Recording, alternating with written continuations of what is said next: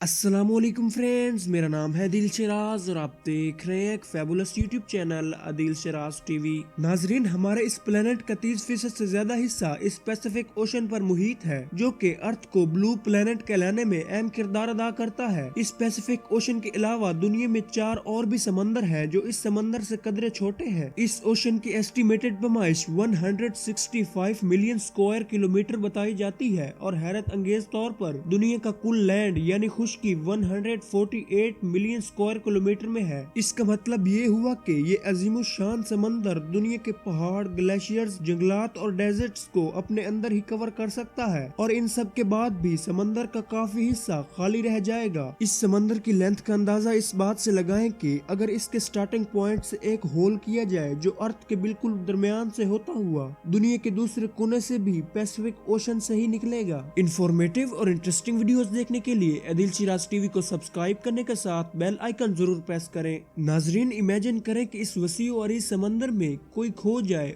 तो वो शख्स डेफिनेटली अपने जीने की उम्मीद खो देगा, क्योंकि इस बहरुल कायल में हर तरफ पानी ही पानी और वीरानगी के अलावा कुछ नहीं है। इस समंदर में छोटे छोटे जजीरे तो है, पर ये आइलैंड्स इस बड़े समंदर की निस्बत एक डॉट की हैसियत रखते हैं और सोने पर सुहागा ये कि इन पर तकरीबन आज तक कोई इंसान नहीं पहुँच पाया। यानी इन तमाम बातों का मजमुआ ये है कि इस पैसिफिक ओशन में किसी ह्यूमन बीइंग का अकेले गुम जाना और सरवाइव करना तकरीबन 8वां अजूबा होगा। इस अजूबे को रियल लाइफ में जोज एल वरिंडा ने कम्पीट करके दिखाया, वो भी 15 दिनों या 1 महीने में नहीं बल्कि 438 दिनों के हार्ट थ्रिलिंग सफर में। ये कारनामा जोज ने कोई रिकॉर्ड बनाने या बेट लगाने के चक्रों में सरंजाम नहीं दिया था, बल्कि ये सारा सीन इस इंसान के साथ इंसिडेंटली हो गया था, क्योंकि जोसेफ एल वरिंडा एक मछुआरा था और फिशिंग ही उनका पेशा था और उसी से उनका रोजगार वाबस्ता था, जिस वजह से समंदर में जाना और खतरनाक तूफानों में फिशिंग करना उनके लिए मुश्किल टास्क नहीं था। लेकिन 17 नवंबर 2012 को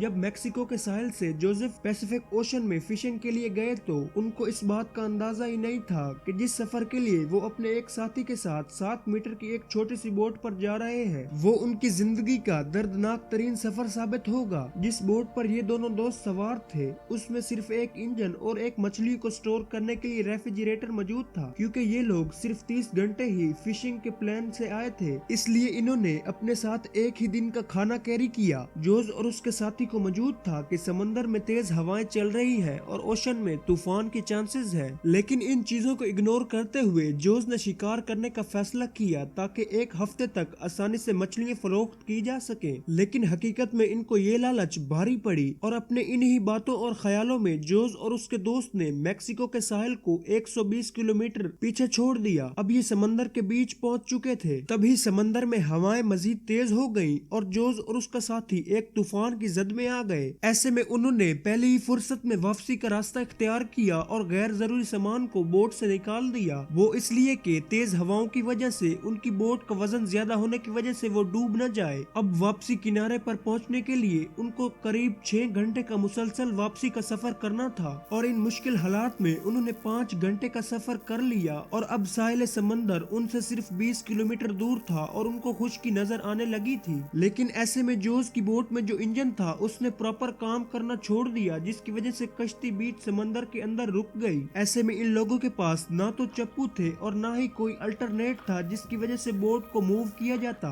इन्होंने रेडियो के थ्रू अपने बॉस से कांटेक्ट करने की कोशिश की और उनसे हेल्प मांगी, और क्योंकि किस्मत इनका साथ बीच समंदर में छोड़ चुकी थी और इनके रेडियो की बैटरी भी डेड हो चुकी थी और वो भी बंद हो चुका था, और दुनिया के सबसे बड़े और वीरान पैसिफिक ओशन में ये दोनों मछुआरे अब बेयारो मददगार रह चुके थे। और कुछ ही लम्हात में इनके साथ ऐसा होने लगा जो कि इन लोगों ने तसव्वुर भी नहीं किया था, क्योंकि जोज और उसके साथी की बोट अब उनकी मर्जी के मुताबिक मूव नहीं कर रही थी, जिसकी वजह से हवा के प्रेशर ने बोट को समंदर के अंदर धकेलना शुरू कर दिया। जिस साहिल के ये मछुआरे करीब आ चुके थे अब वो उनकी नजरों से आहिस्ता आहिस्ता ओझल होने लगा और ये दोबारा समंदर के अंदर आ चुके थे, और ये सूरत हाल इनके लिए इमेजिन करना भी खौफनाक थी, जो कि अब हकीकत में इनके साथ हो चुकी थी। जोसेफ और उसके साथी मछुआरे को उनके बॉस और उनकी टीम ने समंदर में काफी ढूंढा, लेकिन ये कोशिशें बेकार गई और अब तकरीबन 1 हफ्ता गुजर चुका था और समंदर जोसेफ को 450 किलोमीटर तक अपने अंदर ले आया था। अब ये मछुआरे ओशन के बेरहम हिस्से में पहुंच चुके थे और यहाँ पर सिर्फ दूर दूर तक नीला पानी ही नजर आता था और समंदर के इस एरिया में चूंकि किसी चीज का आना जाना नहीं था, हत्ता के कार्गो शिप्स भी इस जगह से महीनों बाद गुजरती थी और इन लोगों की बोट इतनी छोटी थी कि इनको आसानी से किसी शिप या हवाई जहाज से देखा ही नहीं जा सकता था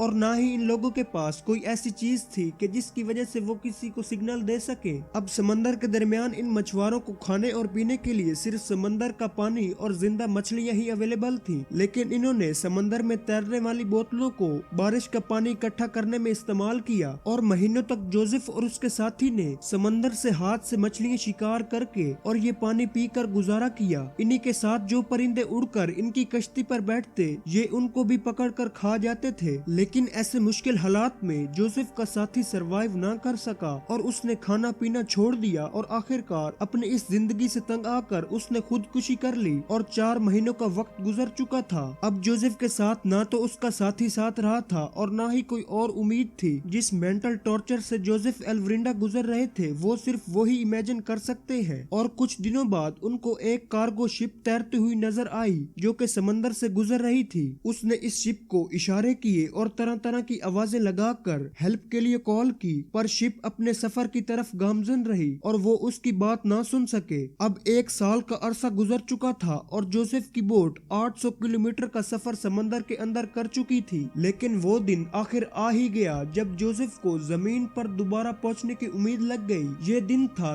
30 जनवरी 2014 का कि जब जोसेफ को समंदर में नारियल तरते हुए नजर आए। आयरलैंड को देखते ही इसने तेजी से छलांग लगा दी ताकि हवाओं के जरिए बोट का रुख दोबारा डिस्ट्रैक्ट ना हो जाए और आखिरकार ये तैर कर आयरलैंड पर पहुंच गया। ये 14 महीने यानी 438 दिनों के बाद जोसेफ ने पहली बार जमीन पर कदम रखा था और वहां से इसे रेस्क्यू करके अस्पताल ले जाया गया। जोसेफ जब घर पहुंचा तो एक और मुसीबत उनके गले आन पड़ी, क्योंकि जोसेफ के साथ एक और उनका साथी मछुआरा भी ट्रैवल कर रहा था और उनके अहले खाना ने जोसेफ पर उनको कत्ल करने का इल्जाम लगा दिया था और उन पर कोर्ट में केस कर दिया। लेकिन जोस अपना मौकफ अपनाते हैं कि उनके साथी ने सुसाइड किया था।